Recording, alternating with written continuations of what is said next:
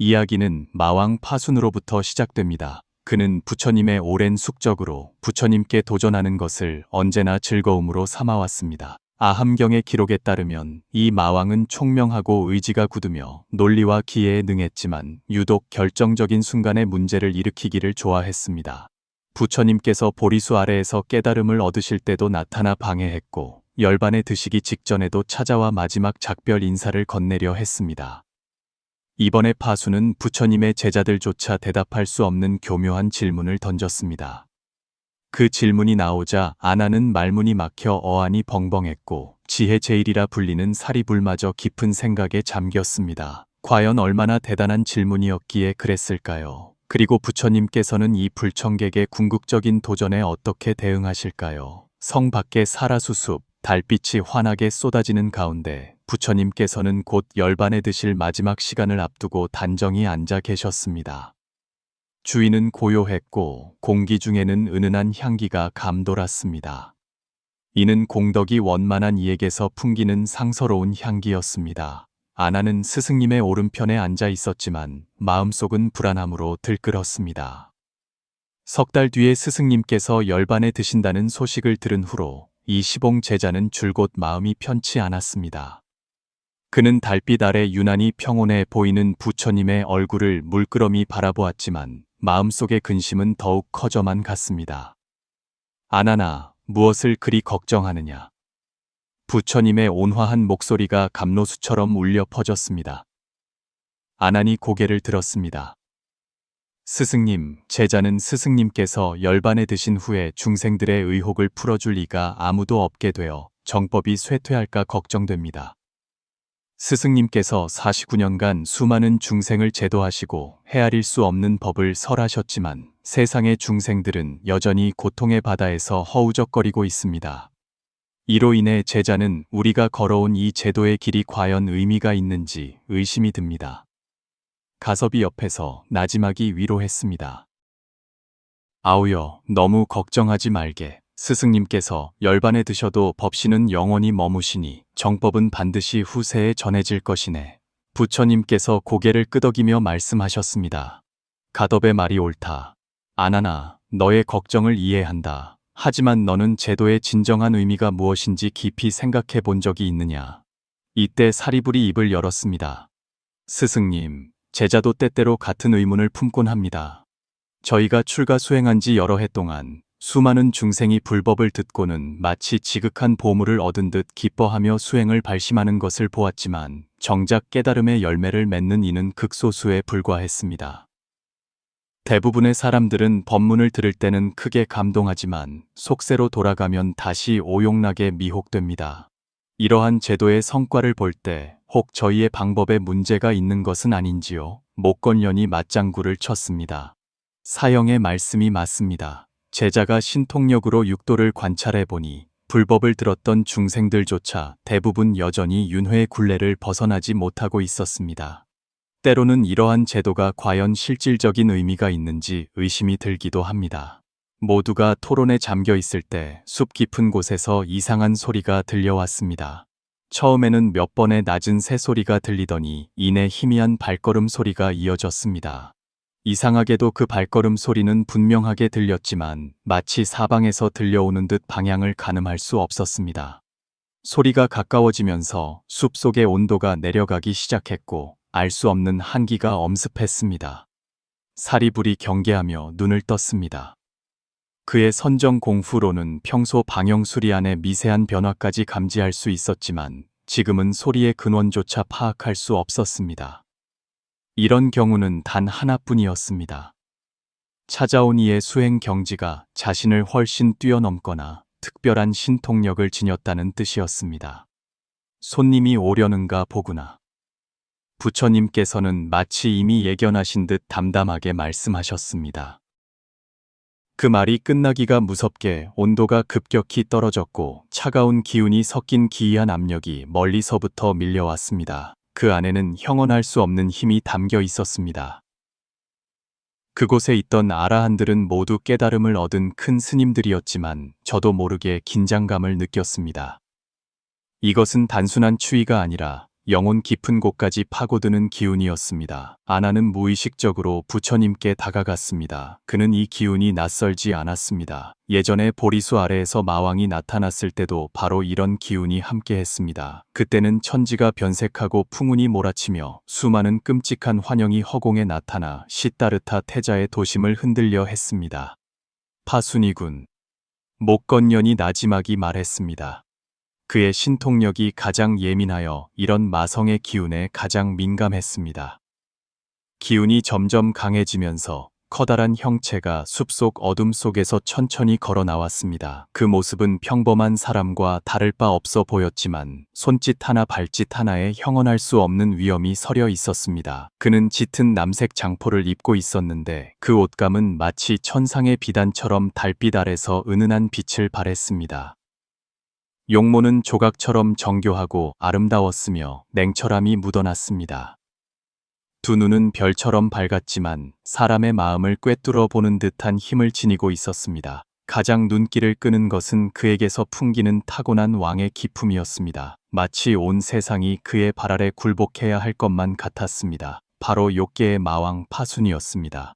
하지만 예전의 폭력적인 모습과는 달리 이번의 파수는 지극히 평온했고 심지어 우아하기까지 했습니다. 구담. 파수는 부처님으로부터 10걸음 떨어진 곳에 멈춰 서서 가볍게 고개를 숙여 예를 표했습니다. 이 행동에 제자들은 적잖이 놀랐습니다. 그들의 기억 속에 오만불손하던 마왕이 언제 이렇게 예의를 차리게 되었을까요? 부처님께서는 원래의 자세를 유지한 채 두 눈을 살짝 감고 입가에 옅은 미소를 띠고 계셨습니다. 파순이여, 이토록 늦은 밤에 무슨 일로 왔느냐? 당신이 열반에 든다는 소식을 들었소. 파수는 푸른 돌 위에 앉았습니다. 오랜 친구로서 당신이 떠나기 전에 이야기를 좀 나누고 싶었소. 평범한 말이었지만 그 안에 담긴 정보는 제자들을 남몰래 놀라게 했습니다. 파순이 부처님을 오랜 친구라고 칭하다니. 말투에는 순수한 저기가 아닌 복잡한 감정마저 섞여 있는 듯했습니다.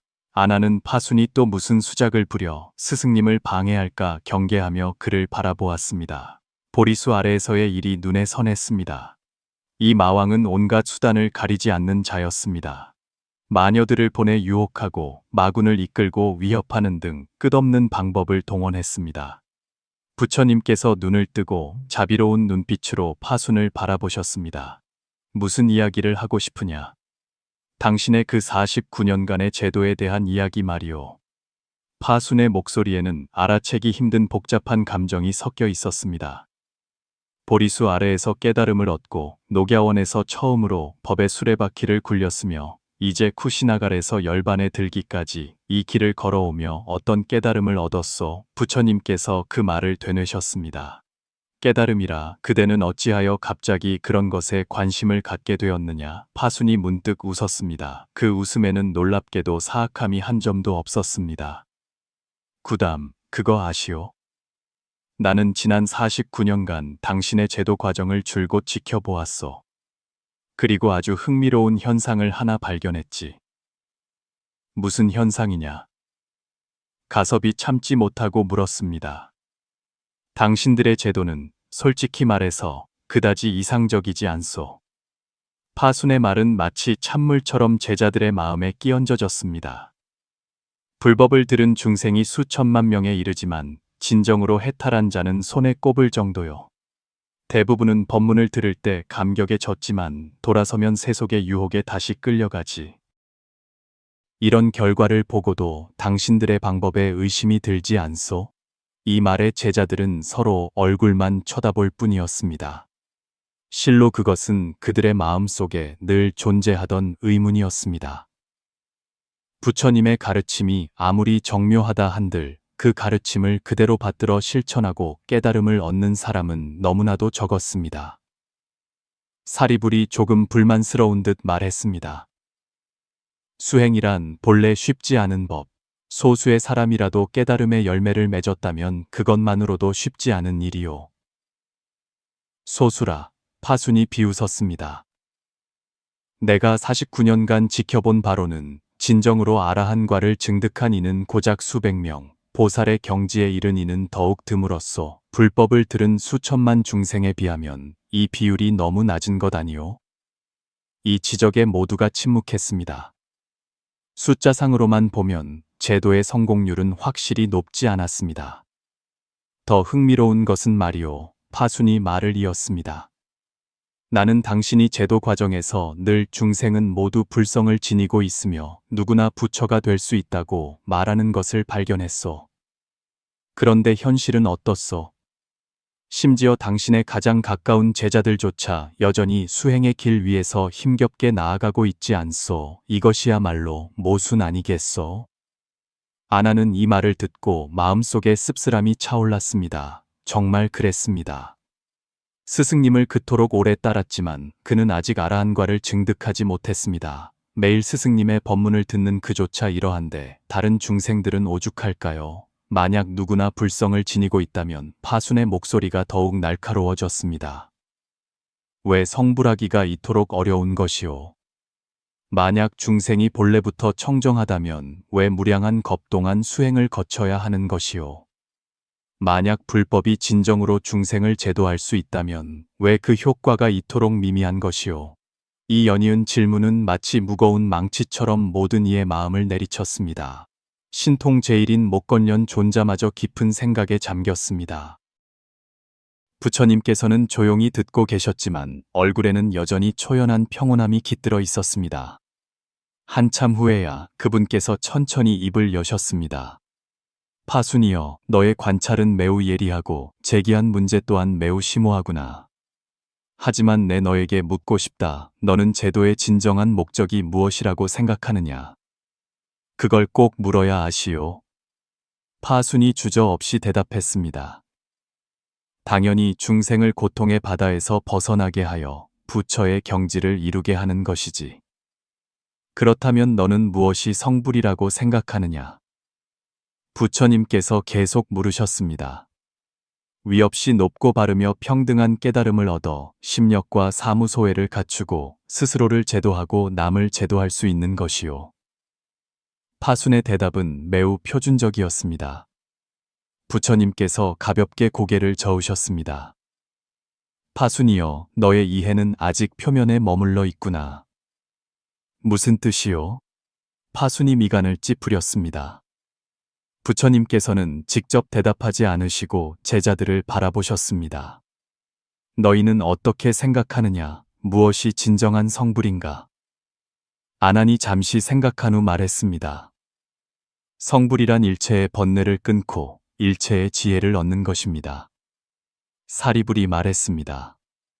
성불이란 원만한 깨달음을 이루어 널리 중생을 제도할 수 있는 것입니다. 목건년이 말했습니다. 성불이란 생사의 윤회를 초월하여 궁극의 해탈을 얻는 것입니다. 부처님께서 모두의 말을 들으신 후 담담하게 말씀하셨습니다. 너희의 말이 모두 옳지만 완전하지는 않다.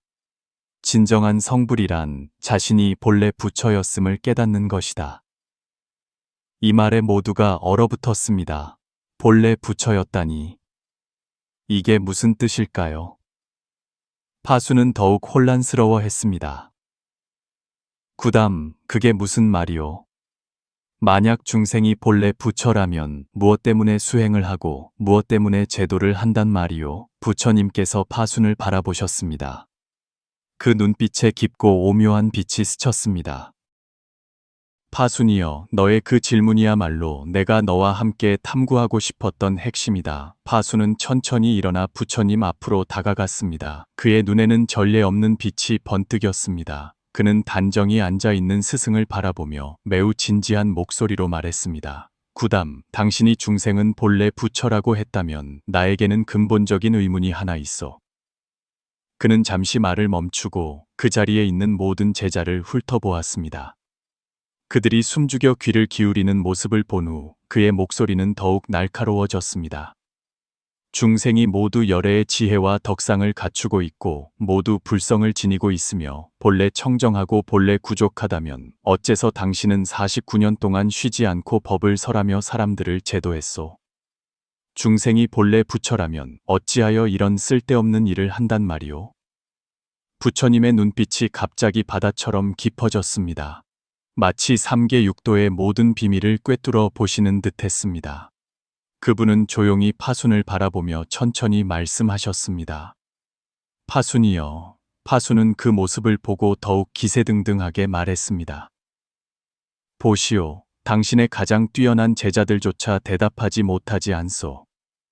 당신은 중생이 모두 불성을 지녔다고 하지만 현실의 중생들은 탐욕과 성냄, 어리석음과 교만을 하나하나 모두 갖추고 무수한 업을 지으며 윤회를 멈추지 않소. 당신은 그들이 본래 청정하다고 하지만 어째서 무량겁의 수행을 거쳐야 하는 것이오. 이것이야말로 자가당착 아니겠소. 만약 어떤 사람이 본래 부자라면 어찌하여 구걸을 하겠소. 만약 한 알의 진주가 본래 진주라면 어찌하여 힘들여 닦아낼 필요가 있겠소?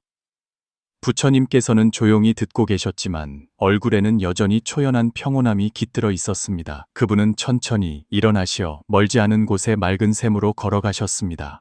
달빛이 수면 위에 부서지며 반짝이는 빛을 뿌렸습니다. 파순이여, 내가 먼저 너에게 한 가지 묻겠다. 부처님께서 샘물을 한 움큼 떠올리셨습니다. 내가 보기에 이 물은 본래 청정하냐? 파순이 고개를 끄덕였습니다. 당연히 청정하오. 부처님께서 흙 한 줌을 물에 뿌리시자 샘물은 순식간에 혼탁해졌습니다. 지금은 어떠하냐? 당연히 청정하지 않소. 파수는 그 뜻을 이해하지 못했습니다. 그렇다면 이 물을 다시 청정하게 하려면 새로운 물로 갈아야 하겠느냐? 아니면 흙과 모래가 자연히 가라앉기를 기다려야 하겠느냐? 파순이 잠시 생각한 후 대답했습니다. 당연히 가라앉기를 기다려야 하오. 물 자체는 여전히 그 물이니까.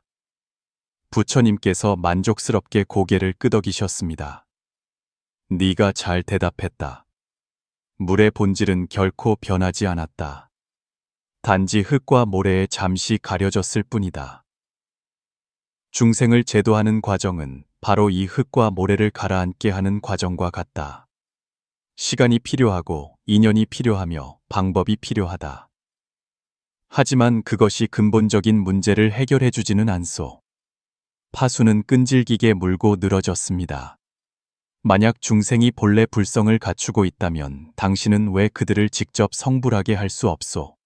왜 그들이 무량겁의 수행을 겪게 해야 하는 것이오? 설마 당신의 신통력이 그 정도로 부족한 것이오? 부처님께서 돌아서서 파순을 바라보셨습니다. 그 눈빛이 갑자기 헤아릴 수 없이 깊어졌습니다. 파순이여, 너는 왜 네가 이런 질문을 할 수 있는지 아느냐? 너는 왜 네가 사유하고 의심하고 혼란스러워 할 수 있는지 아느냐? 파순은 순간 멍해졌습니다. 질문이 너무나 갑작스러웠습니다. 그것이 뭐 특별한 것이라도 있어? 있다. 부처님의 목소리는 지극히 부드러워졌지만 마치 무한한 힘을 담고 있는 듯 했습니다. 왜냐하면 너 또한 불성을 갖추고 있기 때문이다. 너의 지혜, 너의 사유 능력, 너의 의심하는 정신이야말로 네가 본래 열애의 지혜와 덕상을 갖추고 있음을 증명하는 것이다. 이 말은 마치 청천벽력과 같아서 파수는 온몸이 굳어버렸습니다. 그 자리에 있던 제자들은 더욱 경악하여 입을 다물지 못했습니다. 마왕조차 불성을 지니고 있다니 이게 어떻게 가능한 일일까요? 불가능해. 파수는 거의 포효하듯 외쳤습니다. 나는 마왕이다. 나는 모든 사악함을 대표한다. 내가 어떻게 불성을 갖출 수 있단 말이냐? 부처님께서 자비롭게 그를 바라보셨습니다. 파순이여, 너는 사악함과 정의가 대립한다고 생각하느냐? 너는 마왕과 부처가 분리되어 있다고 생각하느냐? 그분의 목소리가 더욱 깊어졌습니다. 중생은 모두 불성을 지니고 있다. 이 중생에는 모든 유정, 유칭이 포함되며 당연히 너 또한 포함된다. 너의 존재, 너의 의심, 너의 지혜, 이 모든 것이 불성의 드러남이다. 아난이 더듬거리며 말했습니다. 스승님, 그것은 무엇을 의미합니까? 부처님께서 천천히 말씀하셨습니다.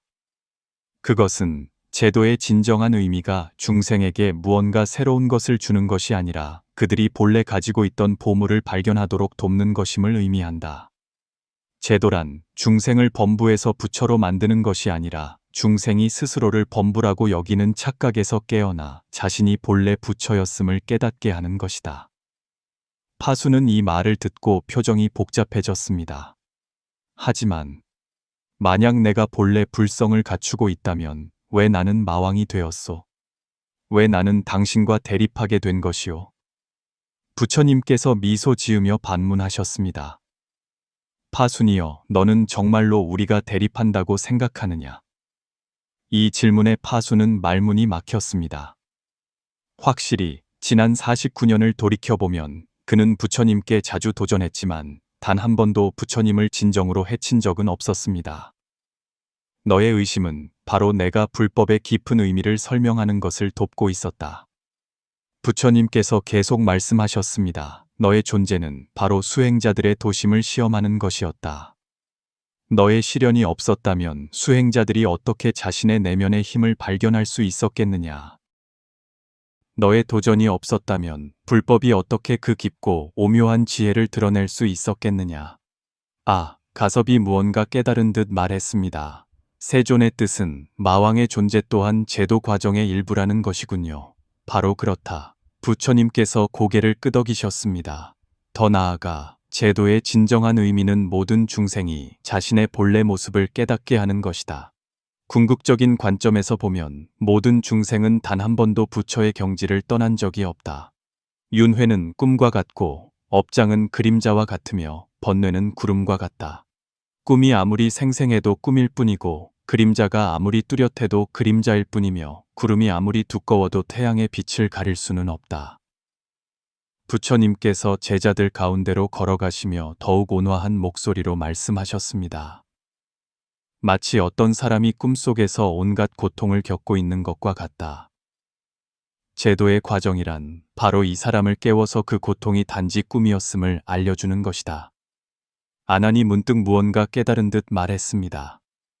세존이시여, 그렇다면 저희가 말하는 윤회, 업장, 번뇌라는 것들이 모두 꿈속의 환상이란 말씀이십니까? 아난이 잘 물었다. 부처님께서 칭찬의 눈빛으로 그를 바라보셨습니다. 중생들이 꿈속에 빠져 거짓을 진짜로 여기고 있기 때문에 방편을 써서 그들을 깨워야 하는 것이다. 이것이 바로 제도가 필요한 이유이고 법을 설해야 하는 이유이며 수행이 필요한 이유다. 하지만 여기에 중요한 점이 하나 있다. 부처님의 목소리가 지극히 깊고 멀리 울려 퍼졌습니다. 제도란 무언가를 바꾸는 것이 아니라 무언가를 깨우는 것이다. 무언가를 얻는 것이 아니라 무언가를 깨닫는 것이다. 무언가가 되는 것이 아니라 무언가를 기억해내는 것이다. 파순의 표정은 경악에서 혼란으로 그리고 다시 무언가 깨달은 듯한 복잡한 변화를 겪었습니다. 구담, 당신의 말은 나의 존재, 내가 한 모든 행동들 또한 이 제도 과정의 일부라는 뜻이오. 파순이여, 너는 중생이 깨어나는 길 위에서 없어서는 안 될 스승이다. 부처님께서 단호하게 말씀하셨습니다. 너는 내면에서 초월해야 할 장애를 대표하고 수행의 길 위에서의 시험을 대표한다. 네가 없었다면 중생들이 어찌 자신의 내면의 어두운 면을 인식할 수 있었겠느냐? 네가 없었다면 수행자들이 어찌 진정한 지혜와 자비를 길러낼 수 있었겠느냐? 다시 말해, 너는 불법의 적이 아니라 불법의 조력자다. 너는 제도의 장애물이 아니라 제도의 도구다. 이 대답은 파순의 인식을 완전히 뒤엎었습니다. 그는 자신이 부처님의 적이며 불법의 파괴자라고 줄곧 생각해왔는데 뜻밖에도 자신이 제도 과정에서 없어서는 안 될 한 부분이었다니. 사리불이 문득 입을 열었습니다. 스승님, 이 이치대로라면 모든 수행 방법, 모든 계율, 모든 가르침은 사실 중생들이 점차 자신의 본래 모습을 깨닫도록 하기 위한 것이었군요. 사리불이 말한 바와 같다. 부처님께서 고개를 끄덕이셨습니다. 84,000 법문과 무량한 수행 방법은 모두 단 하나의 목적을 가지고 있다. 바로 중생들이 자신이 본래 부처였다는 사실을 기억해내게 하는 것이다. 마치 잠든 사람을 깨우기 위해 여러 가지 다른 방법을 쓰는 것과 같다. 방법은 다를 수 있지만 목적은 같다.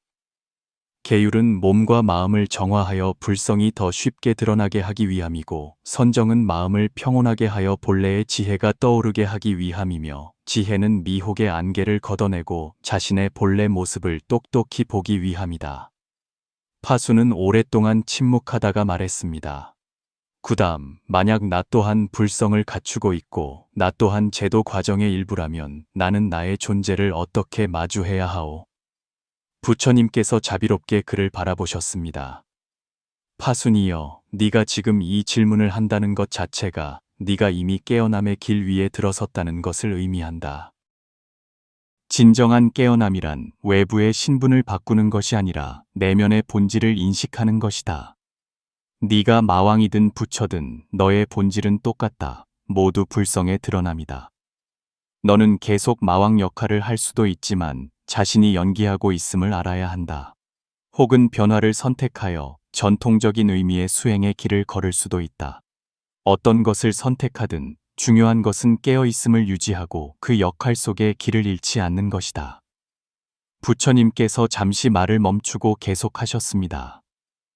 실제로 진정한 제도란 모든 중생이 자신의 위치에서 깨어날 수 있게 하는 것이다. 농부가 밭에서 깨어나도 여전히 농부이고, 왕이 왕궁에서 깨어나도 여전히 왕이며, 마왕이 마계에서 깨어나도 여전히 마왕이다. 외부의 신분은 변하지 않을 수 있지만 내면의 인식은 근본적으로 전환된 것이다. 목건년이 무언가 깨달은 듯 말했습니다. 스승님, 그렇다면 제도의 최종 목표는 모든 사람이 출가하여 비구가 되는 것이 아니라 각자가 자신의 삶 속에서 깨어나는 것이란 말씀이십니까? 바로 그렇다. 부처님께서 칭찬하며 고개를 끄덕이셨습니다. 진정한 제도란 모든 중생이 자신의 본래 불성을 깨닫고 그 자신의 위치에서 그 불성의 작용을 발휘하는 것이다. 의사는 불성으로 죽어가는 이를 살릴 수 있고, 농부는 불성으로 곡식을 길러 생명을 키울 수 있으며, 심지어 마왕조차 불성으로 수행자를 시험하고 일깨워 줄 수 있다. 이것이 바로 네가 처음에 가졌던 의문을 설명해 준다. 부처님께서 파순을 바라보셨습니다. 왜 중생은 모두 불성을 지니고 있으면서 동시에 중생을 제도해야 하는가? 왜냐하면 제도의 목적은 무언가를 바꾸는 것이 아니라 무언가를 깨우는 것이기 때문이다. 무언가를 얻는 것이 아니라 무언가를 인식하는 것이기 때문이다. 무언가가 되는 것이 아니라 무언가를 기억해내는 것이기 때문이다. 부처님의 목소리는 더욱 깊고 힘있게 울려 퍼졌습니다. 이 밤을 보아라. 달은 본래 하늘에 떠 있지만 구름에 가려졌을 때는 우리가 그 빛을 볼 수 없다. 제도의 과정이란 바로 그 구름이 흩어지도록 도와 달빛이 다시 드러나게 하는 것이다. 우리가 달을 창조한 것이 아니라 가리고 있던 것을 제거했을 뿐이다. 중생의 불성은 바로 이 달과 같아서 결코 사라진 적이 없다. 단지 무명의 구름에 잠시 가려져 있을 뿐이다. 모든 법문, 모든 설법, 모든 수행 방법은 단지 이 구름들을 흩날려 보내는 것일 뿐이다. 때로는 부드러운 산들바람이 필요하고 때로는 강한 광풍이 필요하지만 목적은 모두 같다. 달빛이 다시 대지를 비추게 하는 것이다. 파수는 이 말을 모두 듣고 오랫동안 침묵했습니다. 밤바람이 사라수 숲을 부드럽게 스쳐 지나가며 꽃향기를 실어왔습니다. 달은 이미 서쪽으로 기울었고 동쪽 하늘에서는 희미하게 새벽빛이 비쳐오고 있었습니다. 한참 후 파순이 고개를 들어 부처님을 바라보았습니다. 그의 눈에는 더 이상 처음의 저기와 도발이 없었고 그 대신 깊은 존경심이 자리하고 있었습니다. 알겠습니다. 나는 줄곧 내가 당신의 적이라고 생각했지만 실제로는 당신의 가장 좋은 조력자였습니다. 나는 줄곧 제도를 방해하고 있다고 생각했지만 실제로는 제도 과정에서 없어서는 안 될 한 부분이었습니다. 내가 제기한 의문은 당신이 더 깊은 층위의 불법을 설할 기회를 만들었고, 내가 설치한 장애물은 수행자들이 내면의 힘을 발견할 기회를 주었습니다. 내가 대표하는 어두운 면은 중생들이 자신의 전체 모습을 인식할 기회를 주었습니다. 부처님께서 자애롭게 미소 지으셨습니다. 파순이여, 너는 지금 깨어나고 있다. 보아라, 너는 외부의 어떤 것도 바꿀 필요가 없다. 단지 자신의 본래 모습을 인식하기만 하면 된다. 이것이 바로 진정한 제도다. 개조가 아니라 각성이다. 획득이 아니라 인식이다. 무언가가 되는 것이 아니라 자신이 본래 무엇이었는지를 발견하는 것이다. 이제부터 네가 계속 마왕의 역할을 하든 다른 길을 선택하든 너는 이미 예전의 네가 아니다. 왜냐하면 너는 이미 너의 진정한 신분을 알았기 때문이다. 너는 마왕이 아니라 마왕을 연기하는 부처다. 너는 사악한 것이 아니라 사악함을 체험하는 청정한 본성이다. 그 자리에 있던 모든 제자들은 이 대화에 깊은 충격을 받았습니다. 그들은 중생제도의 진정한 의미가 이토록 깊고 오묘할 것이라고는 상상도 못했습니다. 그렇다. 부처님께서 49년간 법을 설하신 것은 중생에게 새로운 무언가를 주기 위함이 아니라 중생이 본래 가지고 있던 보물을 발견하게 하기 위함이었던 것이다. 파순이 부처님께 깊이 절을 올렸습니다. 구담이시여, 저 자신을 알게 해주셔서 감사합니다. 이제부터 저는 여전히 마왕의 역할을 하겠지만 이것이 단지 영이라는 것을 알고 있겠습니다. 저는 계속 수행자들을 시험하겠지만 그것이 그들의 성장을 돕는 일임을 알고 있겠습니다. 저는 계속 불법의 의문을 제기하겠지만 그것이 불법으로 하여금 더 깊은 지혜를 드러내게 하는 것임을 알고 있겠습니다. 부처님께서 자비롭게 그를 바라보셨습니다. 파순이여, 그것으로 족하다. 진정한 각성이란 역할을 바꾸는 것이 아니라 자신이 연기하고 있음을 깨닫는 것이다. 너는 이제 깨어난 마왕이다. 이는 혼미한 부처보다 훨씬 더 가치가 있다. 밤은 깊어졌지만 동쪽 하늘은 이미 희미하게 밝아오고 있었습니다. 이 대화는 모순처럼 보였던 질문에 답했을 뿐만 아니라 불법 제도의 가장 심오한 진리를 드러냈습니다. 날이 밝아오면서 이 깊은 밤의 대화는 끝을 향해 갔지만 그 자리에 있던 모든 이에게 남긴 충격은 결코 끝나지 않았습니다. 아나는 떠오르는 아침 해를 보며 문득 깨달았습니다. 태양은 매일 떠오른다. 태양은 결코 사라진 적이 없다. 가장 어두운 밤에도 태양은 단지 지구에 잠시 가려져 있었을 뿐이다. 중생의 불성은 바로 이 태양과 같아서 결코 사라지지 않는다. 단지 무명에 잠시 가려져 있을 뿐이다. 가덕도 이때 깊은 감회를 느끼며 말했습니다. 스승님, 제자는 이제야 스승님께서 늘 하시던 기이하도다. 모든 중생이 열애의 지혜와 덕상을 갖추고 있구나라는 말씀의 참뜻을 이해했습니다. 그것은 예언이 아니라 사실을 있는 그대로 말씀하신 것이었군요. 사리불이 고개를 끄덕이며 말했습니다. 그렇습니다. 저희는 줄곧 수행이란 무언가를 얻기 위한 것이라고 생각했습니다. 하지만 알고 보니 수행은 단지 우리가 본래 가지고 있던 것을 발견하기 위한 것이었습니다. 이는 마치 어떤 사람이 자기 머리 위에 쓴 모자를 필사적으로 찾아다니는 것과 같습니다. 목건년이 감탄하며 말했습니다. 어쩐지 스승님께서 부처는 중생을 제도하지 않는다고 말씀하신 이유를 알겠습니다. 원래 중생은 타락한 적이 없으니 어찌 제도할 필요가 있겠습니까? 저희가 하는 모든 일은 단지 중생들이 잠에서 깨어나도록 돕는 것뿐이었습니다. 부처님께서 그들을 바라보셨습니다. 그 눈에는 자비가 가득했습니다. 이제 너희는 내가 왜 지난 49년간 실제로는 아무것도 말하지 않았다고 했는지 이해했을 것이다. 왜냐하면 진리는 본래 모든 사람의 마음속에 있기 때문이다. 나는 단지 모두에게 그것을 발견하라고 일깨워 주었을 뿐이다. 마치 달을 가리키는 손가락처럼 말이다. 손가락은 달이 아니지만 사람들이 달을 볼 수 있도록 도와줄 수는 있다. 이때 파순이 다시 물었습니다. 구담이시여, 그렇다면 아직도 윤회 속에서 고통받는 중생들의 고통은 실제하는 것입니까? 부처님께서 잠시 생각에 잠기신 후 대답하셨습니다. 파순이여, 고통은 그것을 체험하는 자에게는 실제한다. 마치 꿈속의 공포가 꿈꾸는 자에게는 실제하는 것과 같다. 하지만 궁극적인 관점에서 보면 그 고통들은 단지 꿈속의 일일 뿐이다. 제도의 자비는 바로 여기에 있다. 우리는 악몽을 꾸고 있는 사람에게 이건 그냥 꿈이니 무서워하지 말라고 말할 수 없다. 대신 부드럽게 그를 깨워서 그 스스로 그것이 단지 꿈이었음을 발견하게 해야 한다. 이것이 바로 다양한 법문과 방편이 필요한 이유다. 어떤 사람은 꿈속에서 먼저 좋은 꿈으로 바꾼 후에야 깨어날 수 있다. 어떤 사람은 꿈속에서 더 많은 것을 겪고 나서야 그 꿈에 실증이 나서 깨어나려 한다. 또 어떤 사람은 이것이 꿈이라는 말을 듣자마자 즉시 깨어날 수 있다. 사람마다 인연이 다르기 때문에 다른 방법이 필요한 것이다. 아난이 무언가 깨달은 듯 말했습니다. 그래서 스승님께서 49년간 법을 설하신 것은 실제로는 다양한 방법으로 각기 다른 잠자는 이들을 깨우신 것이군요. 바로 그렇다, 아나나. 부처님께서 미소 지으며 말씀하셨습니다. 그리고 가장 오묘한 것은 잠에서 깨어난 모든 사람은 자연스럽게 아직 잠들어 있는 다른 사람들을 깨우고 싶어 한다는 것이다.